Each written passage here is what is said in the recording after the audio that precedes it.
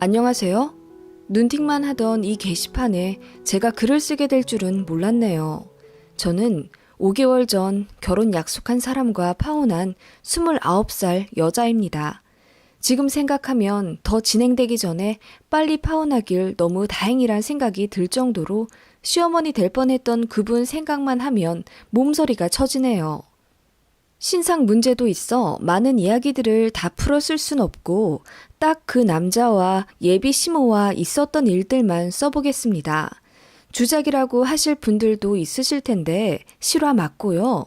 이 글을 쓰는 이유는 세상에 이런 몰상식한 사람들도 있다는 걸 많은 사람들에게 알려주고 싶었어요. 전 남친은 저보다 4살 많았어요. 당시에는 너무도 다정하고 성실했던 남친이라 딱히 흠 잡을 것도 없어 보였어요. 아무리 제가 결혼 생각이 별로 없었다고는 해도 20살 철없는 연애할 나이는 아니었기에 상대 부모님 노후 준비나 재정적인 문제도 잘 살펴보긴 했었죠. 그런 점에서 역시 별 문제 없는 남자였습니다. 남친 집에 인사 갔을 때도 저는 시어머니 될 분께 좋은 인상을 받았었거든요. 참고로 남친은 중학생 때 아버지가 돌아가셨습니다. 남친에게는 홀어머니에 남동생 하나 있었어요. 남친은 아직 독립하지 않은 상태였고 저는 전근으로 인해 남친이 살던 지방으로 혼자 이사 온 상태였죠. 그러다가 만나서 연애한 거고요. 예비 시모가 저희 결혼 생각 있다고 말씀드리니까 그러시더라고요. 나는 아들네한테 별 간섭하면서 살고 싶지 않다. 자기들끼리 잘 살면 그만이지. 요즘이 예전처럼 시집살이 시키는 시대도 아니고 말이야. 그렇게 쿨한 면모를 보여주셨어요. 그리고 신혼집에 대해 이야기하다가 당시 예비 시모가 그러셨거든요. 시골에 땅이 있긴 한데 개발 예정이라 땅값이 오르고 있다고. 그걸 당장 팔면 신혼집은 해줄 수 있으나 손해이니 나중에 팔아서 저희 준다고 하시더라고요. 제가 그 말을 철석같이 믿은 건 절대 아니었고 그냥 말씀만이라도 너무 감사했어요. 그런데 이어 말씀하시는 어머님 말씀에 좀 놀랐습니다. 어머님이 갭 투자 목적으로 매매해서 갖고 있는 17평짜리 빌라 하나가 있는데 신혼집을 거기로 들어오면 안 되겠냐고 하시더군요. 요즘 집값도 비싼데 굳이 나가 살지 말고 내가 세주는 빌라에서 마침 내년에 사람 나간다니까 그때 들어오면 딱이겠네. 거기서 살면서 청약 부지런히 넣고 있어봐.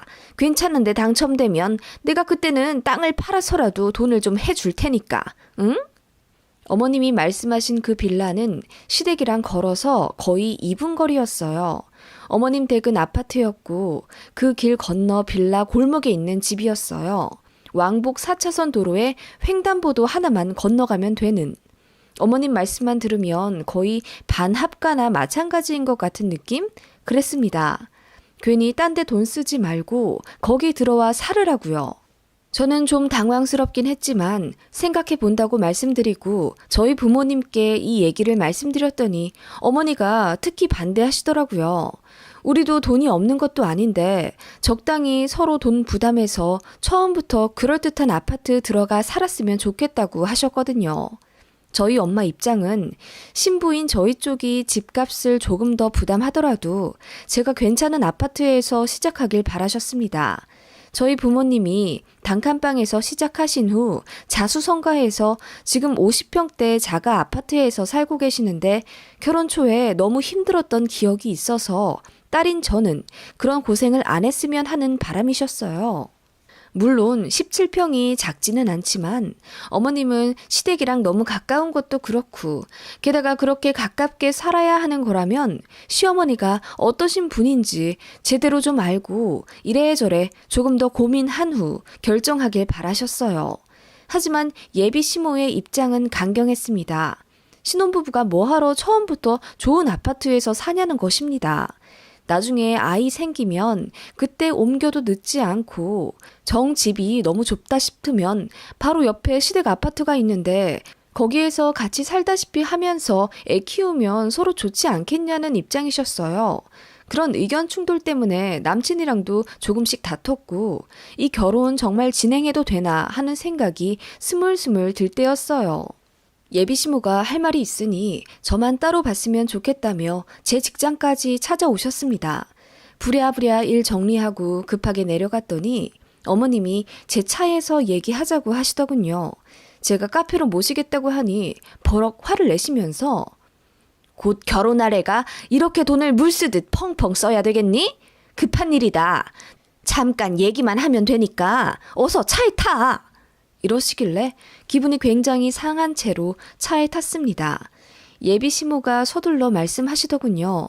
앞서 말했던 어머님이 세 주고 있다는 17평짜리 빌라에서 세입자가 조금 급하게 나가게 되었다네요.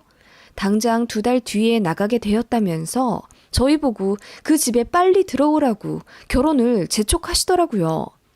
그 집 비워놔서 뭐해. 어차피 결혼할 거 빨리 혼인신고하고 들어와라. 응?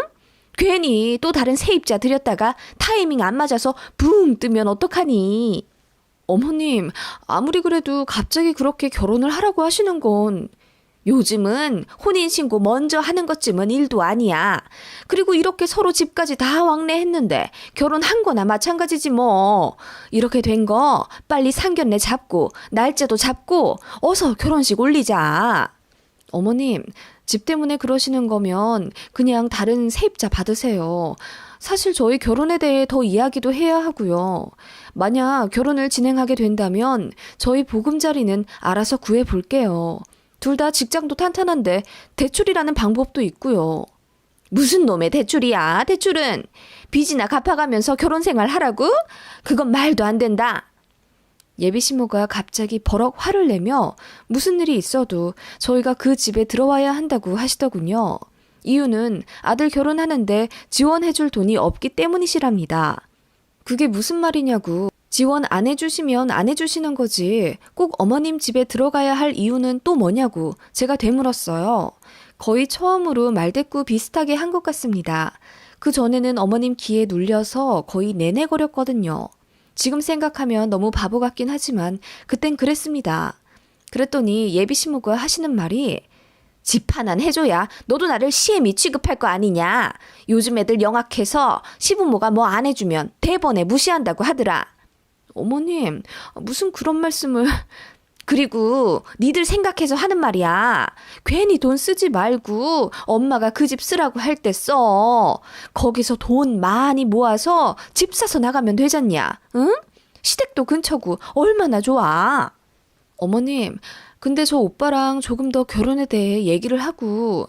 아니, 대체 무슨 얘기를 또 한다는 거야. 그만 질질 끌고 다 다음 달에 들어와. 응? 뭐 가전 가구 살 것 있냐? 우리 아들 방에 있던 침대랑 내가 장롱 하나 어디서 얻어다 줄 테니까 그거 쓰고. 응? 어머님, 어떻게 신혼살림을 그렇게 해요? 저는 새살림으로 하고 싶지 중고 싫어요. 그리고 오빠 침대 그거 슈퍼싱글이잖아요. 어머님, 그러지 마시고 저희가 그냥 알아서 얘기 끝낼게요. 어떻게 그러니? 이게 다 돈 버는 방법이야. 네가 어려서 몰라서 그래. 아무튼 얘기를 좀 들어봐. TV도 우리 부동산 사장님이 창고에 버려둔 거 한 42인치 그 정도만한 거 하나 받은 거 있거든. 그거 구해다 줄 테니까 TV도 살 필요 없고 냉장고도 그냥 사지 마라. 코앞이 시댁이고 여기 김치 냉장고도 있는데 뭐하러 사니? 네? 신혼집에 냉장고를 들이지 말라고요? 그래, 너희 뭐 결혼해서 음식이나 많이 해먹겠니? 그냥 장 본 건 우리 냉장고에 갖다 놓고 그때그때 필요한 건 가져다 먹어. 왔다 갔다 하면 운동도 되고 좋지. 그리고 그렇게 해야 서로 살 붙이며 정도 들지. 나한테 요리도 배우고. 네? 어머님 어떻게 그래요? 농담이시죠? 작은 원룸에 살아도 냉장고는 필수인데요. 그거는 그거고 너희는 1분 거리에 시댁이 있잖냐. 그리고 뭐 밥 먹을 일 있으면 우리 집 와서 먹으면 되고 뭐 하러 냉장고 사서 돈 버려. 다달이 나가는 전기세도 무시 못한다. 어머님, 정말 무슨 말씀하시는지 모르겠어요. 어머님 그러지 마시고. 예, 17평인데 뭐 가전 가구 드릴 게 있겠니? 굳이 필요한 게 있으면 너네 회사 법인카드 있지? 그걸로 조금씩 사봐. 예, 요즘 똑똑한 애들은 다 법인카드 잘 굴려 쓴다더라. 너도 그런 현명함이 있어야지, 응? 어머님, 신혼살림을 제 회사 법인카드로 사라고요? 아니, 냉장고를 사지 말라는 말씀도 너무 놀라운데 어떻게 그렇게 말씀하세요? 어머님 듣고 있자니 너무하시네요. 너무 당황스러워요. 제가 얼굴이 빨개져서 예비 시모에게 뭐라고 말하자 더더욱 화를 내며 제가 말을 못 알아듣는 맹추라고 하시더군요. 솔직히 너무 어려운 분이었고 저도 뭐가 뭔지 몰라서 그전에는 그저 내내거렸는데 뭐 법인카드로 신혼살림을 사라고 하질 않나, 냉장고를 사지 말라고 하질 않나, 도를 넘는 황당한 참견에 어이가 없었습니다. 그리고 본격적으로 결혼 이야기가 나오니 이렇게 돌변하신 예비 시모에게 너무 놀랐고 무서웠어요.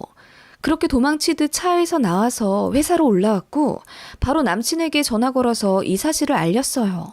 저는 남친이 길길이 날뛰면서 우리 엄마가 왜 그러지? 미안해. 이렇게 나올 줄 알았어요.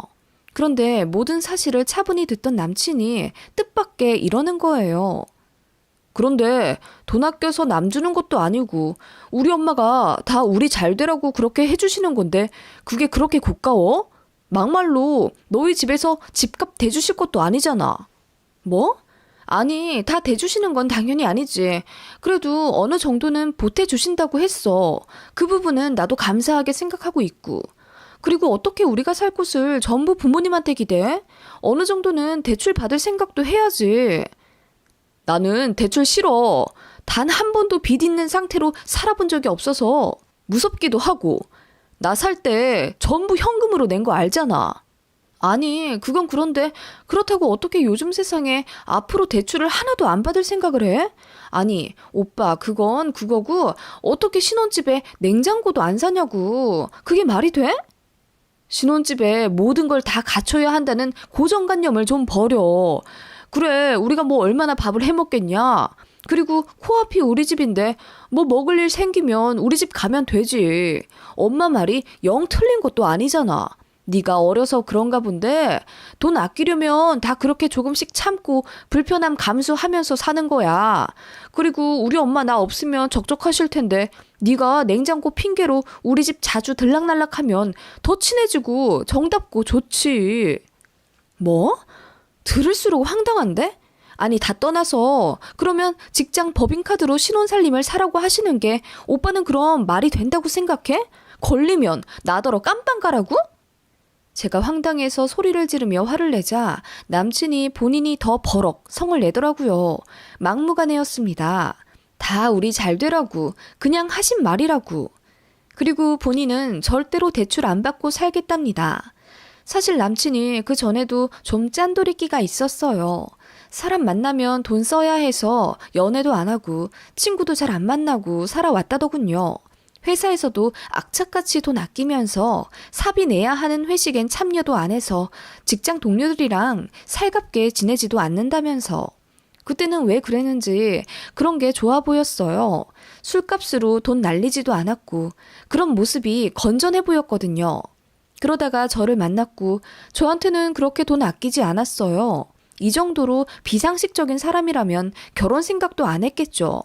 물론 할인 받는 것에 엄청 예민해야 한 점은 있었으나 서로 거의 반반씩 부담해서 데이트했기 때문에 그냥 그런 점이 알뜰해 보이고 좋았습니다.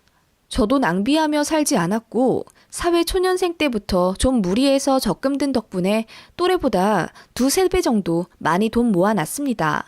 저희 부모님도 저 결혼하면 자금 대주시려고 저 어릴 때부터 모아두신 목돈도 있었고요.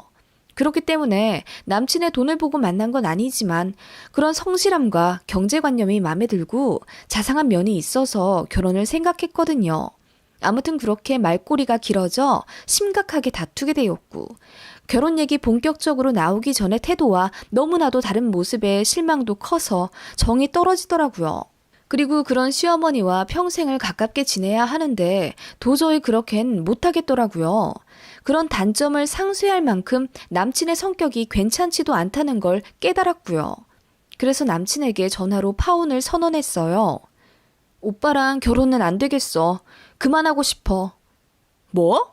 너 설마 집 때문에 이러는 거야? 너도 다른 골빈 여자들처럼 대출 잔뜩 받아서 신축 아파트 들어가고 싶단 얘기야? 이래서 오빠랑은 절대 못 살겠다는 거야. 설마 내가 풀대출 끌어 모아서 무리한 집에 살자고 하겠어? 오빠나 내가 모아둔 돈도 있고 심지어 우리 부모님도 어느 정도 도와주실 수도 있다는데 굳이 우겨가며 어머님 주택으로 들어가자고 하는 건 오빠야.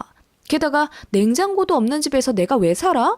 내가 오빠를 사랑한 건 맞지만 결혼은 현실 그 자체인데 결혼 전보다 나아지진 못할 망정 더 불행하게 살 거라면 그 결혼 난 절대 안 할 거야. 너 정말 뇌가 있는 애니 없는 애니? 나랑 결혼하면 불행해진다고? 너 지금 엄청 잘못된 생각하는 거야.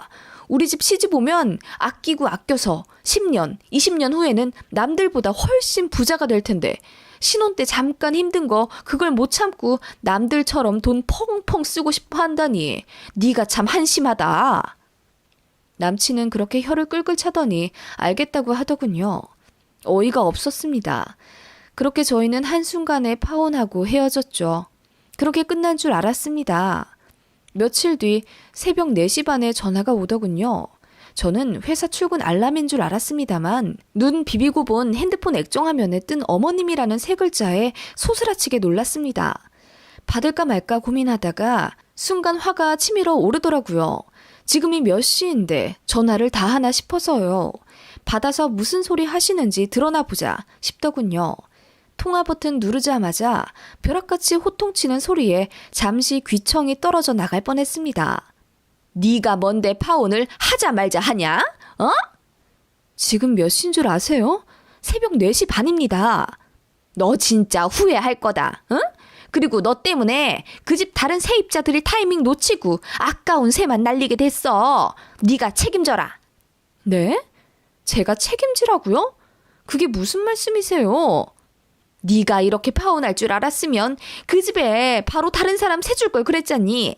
네가 책임지고 다른 세입자를 구해놓거나 아님 나한테 이렇게 손에 끼친 거 전부 위자료로 내놔라. 네? 위자료요? 저희 결혼도 안 했는데요?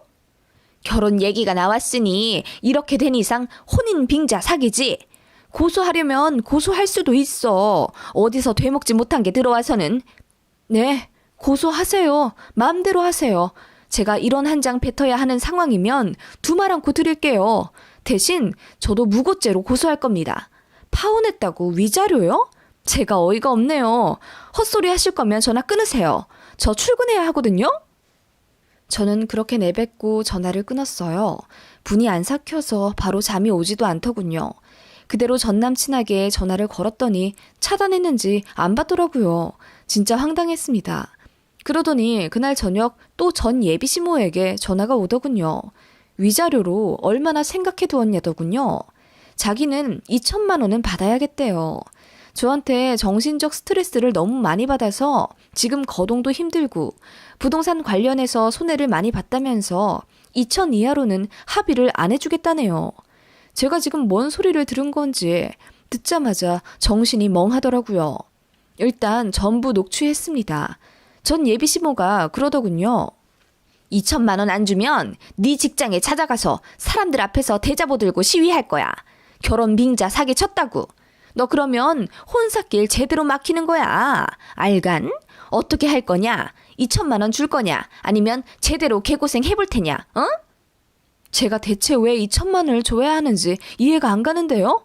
그리고 지금 협박하시는 거예요? 말이 안 통하는 집안 같아서 제가 그냥 조용히 발만 빼려고 했는데 이렇게 나오시면 저도 곤란하죠. 협박죄로 제가 고소하겠습니다. 뭐? 네가 고소한다고? 협박죄? 이게 어떻게 협박죄냐? 응? 제 직장 찾아와서 명예훼손하겠다는 선언하셨잖아요. 2천만 원 요구도 애초부터 말이 안 되고요. 그만 전화하시고 이제부터 제가 선임한 변호사랑 통화하시면 될 것 같아요. 저 지금 변호사 상담 받으러 갈 거거든요. 예. 얘기 좀 더 들어봐. 무슨 고소니? 결혼까지 약속했던 사람 애미한테 네가 이렇게 할 수 있어? 결혼까지 약속했던 아들 여자친구한테 돈 뜯어내려고 하신 건 그쪽이죠. 뭐? 그쪽? 아무리 헤어져도 그쪽이 뭐니 그쪽이? 전 예비시모가 갑자기 호칭 가지고 또 말꼬리를 잡으며 전화를 못 끊게 하더라고요. 아무리 지금처럼 진흙탕 싸움이 되어도 곧 죽어도 어머님이라고 불러야 한답니다. 지금 생각해도 아주 어이가 없어요. 그러면서 제가 어머님이라고 안 불렀다고 갑자기 엉엉 울면서 젊은 것한테 이렇게 무시받으니 그냥 살기가 싫어졌다면서 정신적 손해배상 어쩌고 또 헛소리 하길래 제가 소리를 빽 지르며 고소 진행하겠다고 했습니다. 그랬더니 말을 또 바꾸면서 당분간 전화 안 할 테니 조금 더 생각해 보라며 저를 달래듯 끊더라고요. 모든 상황을 알게 된 저희 부모님도 극대노하시며 전 예비 시모가 2천만 원 들먹거리며 안 주면 제 직장에 찾아온다고 협박했던 걸로 민사소송이 되나 알아보러 다니셨습니다. 제가 전 남친한테 문자도 보냈죠. 변호사 사무실 명함들 사진 찍으면서 지금 소송 준비 중이라고 문자 보내니 그제야 전화가 와선 싹싹 빌더군요. 자기 엄마가 그러는 건 본인 의사와 전혀 상관이 없다면서 엄마가 돈 몇 푼 손해보고 눈이 뒤집어져서 그랬던 것 같은데 제발 한 번만 봐달라고 빌더군요. 제가 싫다고 했습니다. 똥 밟은 것도 서러워 죽겠는데 협박까지 당하니까 저도 눈이 뒤집어진다면서 제대로 소송 걸겠다고 했더니 그날 밤 저희 집에 전 예비시모랑 전 남친이 찾아왔어요. 현관문 앞까지 와서 벨 누르길래 주거 침입죄로 신고한다고 하니 제발 5분만 시간 내달라면서 제발 문 열어달라고 하더군요. 제가 문 여니까 전 예비시모가 굉장히 미안해하는 표정으로 제 손을 잡으려 하길래 제가 손을 탁 뺐습니다. 그러니까 무안한 모습으로 사과하시더라고요. 그냥 좀 화가 나서 마음에도 없는 말을 했다면서 진짜 소송 진행할 거냐고 물으시더군요. 제가 그럴 거라고 하자 갑자기 눈물을 펑펑 쏟으시며 제발 한 번만 봐달래요. 늙은이가 뭘 몰라서 헛소리 한 거니까 선처해달라면서 진짜 2천만 원 받을 생각도 없었고 제 회사에 찾아올 생각은 더더욱 없었다고 막 우시더군요. 전 남친은 그냥 고개 숙이고 묵묵히 서 있었고요. 제가 전 남친에게 말했습니다. 이날 이후로 당신네들 머리털 하나라도 내 눈앞에 보이면 내가 할 수 있는 모든 방법 총동원해서 절대 가만히 있지 않을 거야. 알겠어? 그랬더니 전 남친이랑 전 예비시모 둘이 고개를 강하게 끄덕이며 이제 전화도 절대 안 하고 앞으로 나타나지 않겠다며 약속하더군요. 제가 그것까지 전부 녹음했습니다. 각서라고 생각하고 다시 말해보라고 했더니 처음엔 자존심 상한 듯 말 안 하려고 하다가 제가 다그치니 그제야 떠듬떠듬 다신 안 나타나겠다고 입 맞춰 얘기하더군요. 네, 그날 이후로 연락 없어요. 정말 확실히 끝난 거죠. 똥을 밟아도 이런 대형 똥을 밟을 줄은 정말 몰랐습니다. 그래도 한때 너무나도 사랑했던 사람이고 그래서 결혼까지 생각한 건데 어떻게 일이 이렇게 된 건지. 10길 물속은 알아도 한 길 사람 속은 모른다더니 전 남친이 그런 사람인 줄도 몰랐고 전 예비시모도 그런 식으로 상식 없는 사람인 줄은 꿈에도 몰랐어요. 나중에 알고 보니 시골에 있다는 땅도 사실 예비시어머니 명의도 아니었더라고요. 예비시모의 외삼촌 명의 땅이었는데 혼자 김칫국 마시고 자기 땅이라고 우겼던 거라고요. 황당하죠? 어쨌든 지금은 다 끝난 일이고요. 저는 전근 신청해서 다른 지역으로 발령받기를 기다리고 있습니다. 이 지역에 더 있으면 안 좋은 기억만 떠오를 것 같아서요. 다행히 좋은 결과가 있을 것 같고 머지않아 새 출발할 수 있을 것 같네요. 그리고 전 남친 회사에 이 일이 소문이 나서 또라이 집안 낙인 찍힌 것 같다네요. 장가는커녕 선자리도 막힐 것 같다고. 전 남친은 저와는 다르게 인사이동이나 타지 발령 요청이 어려워서 근 10년은 망신당한 채로 출근해야 할 거예요. 정말 꼬시네요.